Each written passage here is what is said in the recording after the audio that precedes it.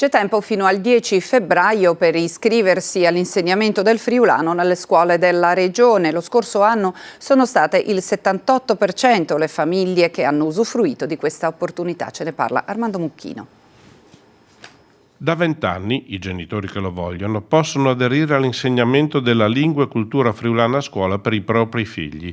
Una opportunità colta lo scorso anno dal 78% delle famiglie, per la consapevolezza, scrive l'Arlef, l'Agenzia Regionale per le Lingue Furlane, dei vantaggi linguistici, cognitivi e culturali di una educazione plurilingue.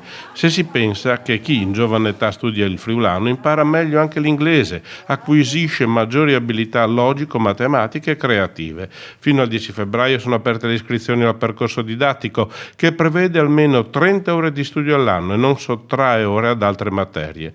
Ma com'è cambiato in questi anni l'atteggiamento delle famiglie nei confronti dell'insegnamento del friulano? Già si era partiti bene 20 anni fa, però negli anni c'è stato un aumento della percentuale di genitori che richiedono il friulano a scuola. Chiaramente non è semplice insegnare a una platea di circa 25.000 ragazzi, gestire circa 1.000 insegnanti.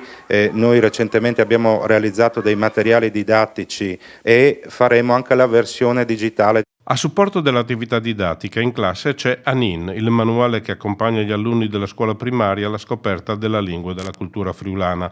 Per le classi prima e seconda è stato realizzato un volume di avvicinamento graduale.